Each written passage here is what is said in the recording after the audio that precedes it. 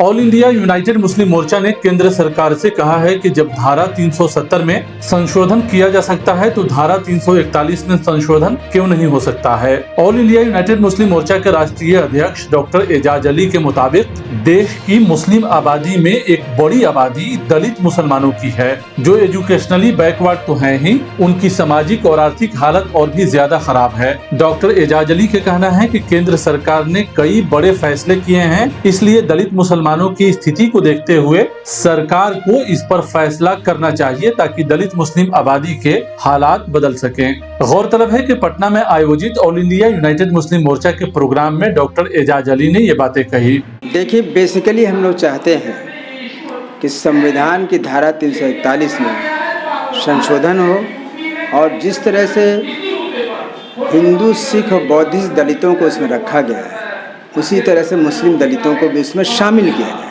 यही हम लोगों का मेन डिमांड है। और हम तो मरकज़ी सरकार, केंद्र सरकार से ये कहना चाहते हैं कि जब 370 धारा में संशोधन हो सकता है तो 341 में क्यों नहीं हो सकता है।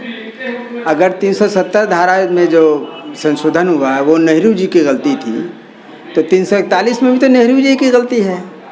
और 370 में संशोधन होने से अगर वहाँ के आम लोगों को बहुत फ़ायदा है तो कश्मीर स्टेट की आबादी कितनी है, और अगर 341 में संशोधन हो सकता है तो यहाँ पर तो इतने स्टेट्स हैं, उसमें फैले हुए इतनी आबादी है, उसको फ़ायदा हो जाएगा।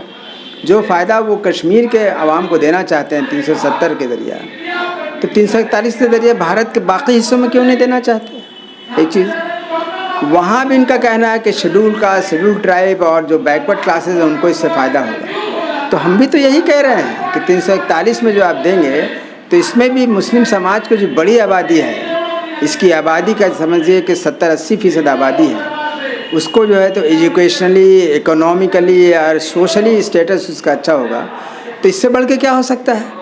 ऑल इंडिया यूनाइटेड मुस्लिम मोर्चा ने प्रधानमंत्री से अपील किया है कि वो इस मामले में ठोस कार्रवाई करें ताकि एक बड़े वर्ग की स्थिति में बदलाव आ सके। उन्होंने कहा कि ऑल इंडिया यूनाइटेड मुस्लिम मोर्चा नवंबर के महीने में इस मौजू पर प्रोग्राम का आयोजन करेगी। डॉक्टर एजाज अली का कहना है कि उस प्रोग्राम में देश के बड़े नेताओं को शिरकत करने की दावत दी जाएगी। उन्होंने कहा कि पीएम मोदी को भी प्रोग्राम में शिरकत की दावत दी जाएगी। साथ ही ये भी कहा कि पीएम मोदी चाहेंगे तो दलित मुसलमानों का मसला फौरी तौर पर हल हो जाएगा और उसका फायदा उनको भी मिलेगा।